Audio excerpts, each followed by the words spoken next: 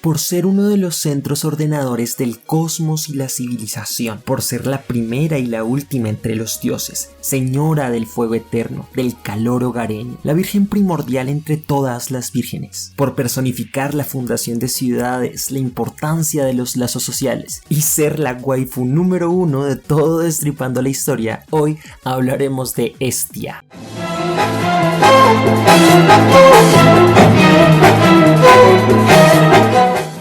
La primera referencia histórica presentada por Pascu y Rodri está en el mismo saludo. El Peloponeso es una península griega llamada de esta forma por el héroe y amante de Poseidón, Pelope. Luego nos adentramos en el mundo de Hestia. A decir verdad, en la mitología griega no hay muchas referencias de esta diosa, pero lo que no hubo en los niveles míticos, lo hubo en los niveles sociales. Hestia es una de las diosas más importantes en la religión y la vida ceremonial de los antiguos griegos. Por ello, Pascu y Rodri mezclaron tres cosas en este video. Primero, las historias de Hestia en la mitología griega. Segundo, las historias de su equivalente romano, Vesta. Y tercero, su importancia político-social en el mundo heleno. Tengan en cuenta esto porque la figura de Hestia y Vesta no son precisamente la misma. Vesta tiene mayor presencia en la adaptación romana que en su equivalente griega. Inclusive, Vesta tenía a su disposición un culto de sacerdotisas vírgenes denominadas como las Vestales. Ahora bien, Hestia es la primogénita entre los olímpicos, la primera en ser devorada por su padre y la última en ser vomitada. Según Homero, es la mayor y la menor de entre los dioses. Pascu y Rodri tienen una forma muy creativa de exponer este punto. Si vemos los fondos de Hestia joven, hay objetos que evocan a la dulzura y la juventud, como panqueques, galletas, dulces y una Nintendo Switch. Por otro lado, la imagen de la Hestia anciana tiene referencias a la ancianidad: gatitos viejos, un sillón para sentarse, una fogata y la Nintendo NES. La analogía es fantástica. Hestia es como la Nintendo, antigua como la NES y joven como la Switch. Hablemos un poco sobre lo que no se sabe de esa parte de la historia. Todos saben que Cronos se comió a sus hijos, exceptuando a Zeus, quien los liberó. Pero no todos saben qué significa esto o qué implicaciones tiene esto. Todos los olímpicos, exceptuando Zeus, nacieron dos veces.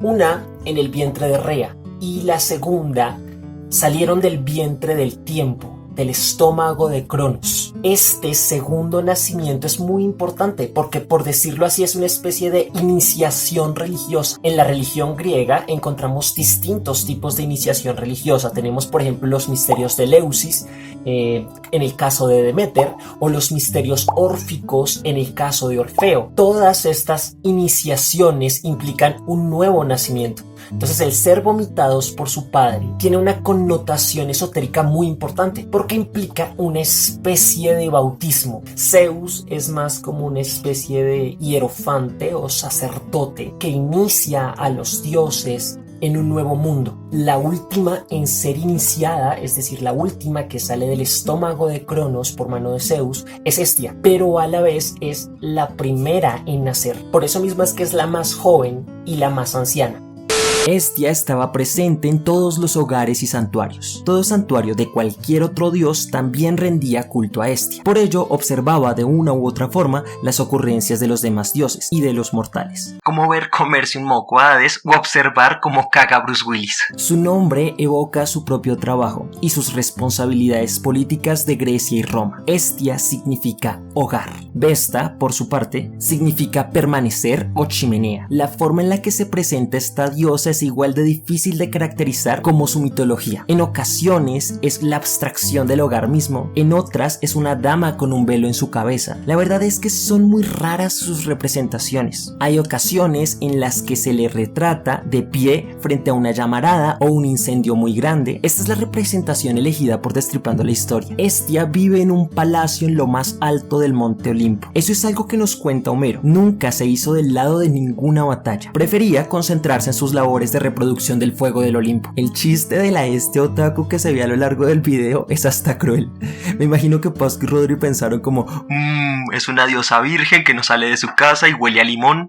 Casa más virgen igual a otaku. Y lo mejor de todo, juega con su hermano gamer. Quizás es por esto que todos aman a Hades y a Hestia. No lo sé, se sienten como identificados. Ahora bien, Hestia era una diosa dual, tanto pública como privada. Pública porque su llama marca la fundación de ciudades y pueblos. Y privada porque es una diosa de la privacidad que habita y resguarda el hogar de todo el que la invoca. Se come las galletas de Pascu y conquista ciudades con Daenerys mientras disfruta de una bebida del Star Demeter Books. La representación del fuego en las ciudades y en los hogares es prácticamente la misma. La polis, como lo considera Aristóteles, es una extensión de la familia. Por lo mismo, el que Hestia tenga dominio público y privado implicaba que el centro rector de la familia es el mismo centro rector del estado, el fuego del hogar. Cuando una ciudad se asentaba, la llama se transmitía y se expandía. Así que si amas a la Hestia de Destripando la Historia, no tengas remordimiento. También la aman los griegos y los romanos. Es como la besto waifu no profanable de todo el mundo. Al ser la primera olímpica y al declararle su virginidad a Zeus, también recibió la primera ofrenda de todo sacrificio en los hogares. Observamos cómo le echa mano a los regalos de Zeus, a las monedas del tesoro de Poseidón. De hecho, si observamos atentamente esta escena en el fondo como una especie de marca de agua, vemos el tipo de moneda que se lleva de Poseidón, un tetradracma ateniense con la lechuza, animal representativo de Atenea. Hestia se lleva parte del picnic de Dionisio y Majin Buu, de la torta de Demeter que dice para Demeter, no nos mates, seguro se la dio Zeus luego de regalar a su hija, y vemos que le exige la cuota de Festo para poder protegerlo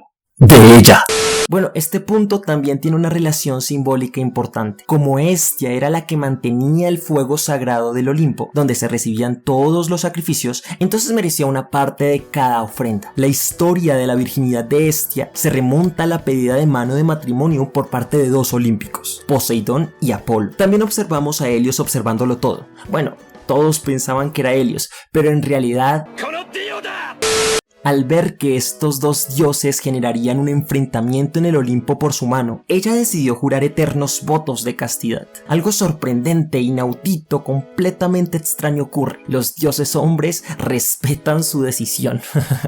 Esto es verdaderamente extraño. Vimos que Hera, Demeter, Medusa, Calisto y otras tantas fueron objeto de violación cuando se negaron a un encuentro sexual con los dioses. Pero el respeto a Hestia era tal en el Olimpo que por lo menos fue protegida. Ahora bien, estos tres dioses tenían varias cosas en común. Apolo y Poseidón son arquegetas, es decir, fundadores de ciudades. En el caso de Apolo, sus ciudades eran creadas al consultar el oráculo de Delfos, que estaba bajo su protección. Entre tanto, Poseidón era el patrón de puertos y polis. Ambos deseaban casarse con el fuego protector de las ciudades, es decir, con Hestia, quien une en sí misma a la familia y a la comunidad política. Yo creo que es necesario que leamos la mitología con otros ojos. Uno suele meterse a leer sobre mitología porque los dioses son muy bacanos, tienen poderes chidos e historias que parecen escritas por un drogadicto, pero es que la mitología no solamente es una colección de dioses, héroes y bestias. La mitología es un manifiesto social sobre cómo un pueblo entiende el mundo y lo organiza. Los dioses no son tanto así como personas, son más fuerzas, energías, principios, conceptos. Sus acciones son metáforas sobre cómo se entiende el mundo. Revisemos este caso en particular. ¿Por qué razón Hestia rechaza a Poseidón y Apolo? Hestia rechaza a Poseidón porque para los griegos la generación de las cosas solamente puede surgir cuando lo seco y lo húmedo se mantienen en equilibrio. Poseidón es la energía potencial de lo húmedo y Hestia es la energía potencial de lo seco. Si Poseidón se llegara a casar con Hestia, entonces lo húmedo subyugaría a lo seco y de ahí no podría generarse vida. Algo similar ocurre con Apolo. Apolo tiene una larga historia con vírgenes. Sus oráculos por lo general son mujeres vírgenes y por lo mismo, más que esposa, sería una especie de concubina, una de las vírgenes mayores de su séquito de vírgenes. Total, los dos galanes fueron rechazados y la diosa virgen pues permaneció virgen. Pero como su sola imagen implicaba respeto en el Olimpo, ella se presenta como jefa, matrona de las diosas. Hera puede ser la reina, la diva del Olimpo, por así decirlo. Deméter la base productiva, pero Hestia representa el papel de líder femenina dentro de la casa, casi como una especie de madre. Las otras diosas vírgenes que menciona Homero como de corazones imposibles de conquistar por Afrodita son Artemisa y Atenea. Se dice que Afrodita intentó engañar los corazones de estas diosas, pero al no lograrlo mantuvieron rivalidad. Al parecer, Artemisa y Atenea eran más varoniles que Hestia, quien representa una virginidad totalmente femenina. En el video de Destripando la Historia aparece Artemisa con su característico arco y Atenea con un Pokémon Hut en representación del búho, símbolo de la sabiduría, y su característico casco de neón, emblema de la guerra. Zeus estuvo con Metis, pese a que existía una profecía según la cual Metis daría hijos más poderosos que él. Zeus revisó la tradición familiar en la que Cronos destronó a su padre y él destronó a Cronos, entonces siguió el ejemplo de sus antecesores y se comió a Metis. Es por eso que nace Atenea de su frente. Aún temeroso de que la profecía se continuara en Atenea, ella decidió consagrarse virgen y no tener descendencia. La historia de Artemisa parte de la infidelidad de Zeus con Leto. Según Calímaco, Hera le prohibió a Leto parir en tierra firme. Entonces la isla de Delos traicionó a Hera y le permitió a Leto parir en ella. Otra versión, la de Higinio, cuenta que Hera le prohibió parir en donde la luz del sol iluminara. Leto fue recogida por el viento Bóreas y llevada donde Poseidón, que cubrió la isla de Ortigia con agua para que Leto pudiera parir. Total, el parto fue tortuoso en ambas versiones y de Leto nacieron dos gemelos, Apolo y Artemisa, que son indiscutiblemente idénticos y se intercambian para que los confundan, se perforan las orejas, si golpeas a uno el otro lo siente, ya saben, esos juegos raros de gemelos. Artemisa nació primero que Apolo y ayudó a su madre a parir. Así que Artemisa, luego de ver a su madre destrozada por el parto, de ver toda la odisea para encontrar un lugar donde parir, llegó a una profunda conclusión: en mi puta vida tendré hijos. Así aceptó la vida de castidad. Ahora, estas tres vírgenes parece que eligieron ser vírgenes, pero la verdad es que todo es un maquiavélico plan de Zeus. Mantener los poderes de estas tres diosas bajo su control es también mantenerlas vírgenes. El orden de su universo depende de que no se despose ninguna de estas tres. Si una de ellas llega a desposarse, su marido tendría la tutela de sus fuerzas. Asegurar la soberanía de los cielos y por tanto la de Zeus es mantener bajo su mano la existencia de estas tres vírgenes. El sobrino favorito de Hestia es Hermes. Hestia y Hermes son en cierto sentido dos caras de una misma moneda. Hermes es el dios transeúnte, vaga del Olimpo al Hades, cruza toda la tierra y todo el mar. Es representación del aventurero libre, del alma peregrina. Por el contrario, Hestia es la conformidad del hogar, la calidez del sedentarismo, de la reproducción de los lazos fraternos. Cuando Hermes vuelve a casa de Hestia a contar las aventuras del mundo, es como el viajero que tras una muy larga travesía vuelve a casa con los suyos, con su familia, a narrar las aventuras fuera del hogar. Hermes es un eterno Odiseo que vuelve a Hestia como si de Ítaca se tratara. Ambos,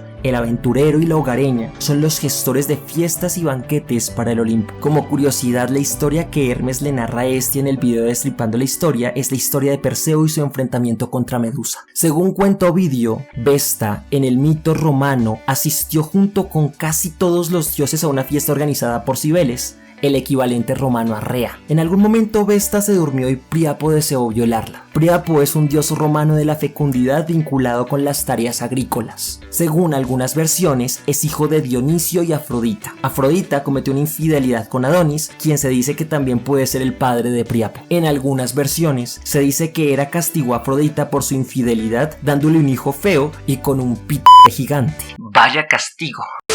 Ya no te sientes tan poderoso, ¿cierto? Príapo, te castigaré con un gran p***te. ¡Claro! ¡Digo! Un p***. ¡No! ¡Solo menos eso, por favor!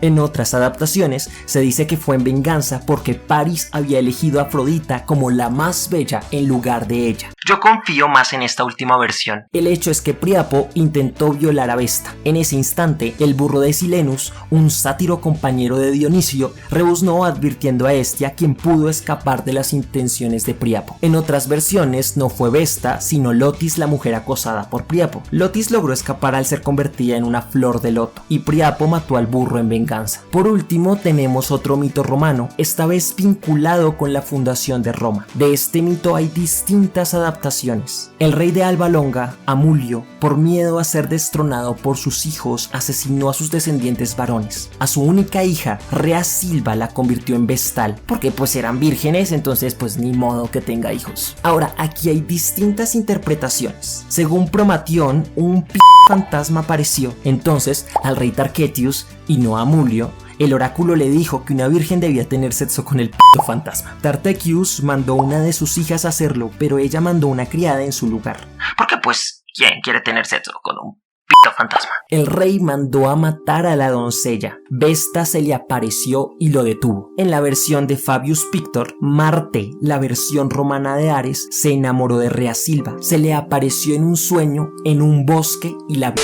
La versión de Destripando la Historia combina estas dos. Tenemos al lujurioso Marte violando a Silva en un bosque y a Vesta salvándola del malvado rey. Silva da luz a Rómulo y Remo, que son mandados a asesinar, pero como en toda leyenda no los pueden matar. Fueron cuidados por la loba Luperca. El lobo es uno de los animales distintivos de Marte y aparece 2 veces en el video de Pascu y Rodri. Los gemelos matan a Amulio, pero terminan discutiendo porque Rómulo quería fundar Roma y Remo quería fundar Remoria. Decidieron que el que viera más buitres ganaría. Rómulo ganó, pero Remo lo desafió y en un enfrentamiento murió. Así fue que se fundó Konoha.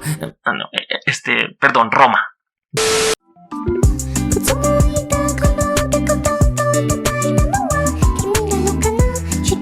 Ya sea en su versión griega o en su versión romana, Hestia cumplió un papel fundamental en la vida de sus fieles. Era más que una diosa y más que una olímpica.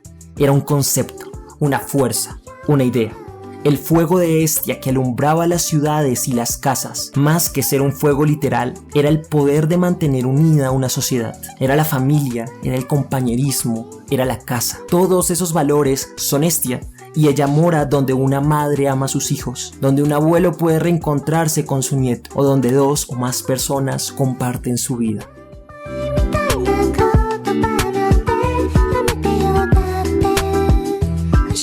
Hey, no te vayas, si te gustó el video sería genial que lo compartieras y me dejaras un comentario. También sería súper que te suscribieras y vieras mis otros videos sobre religión y mitología, eso sería un súper apoyo.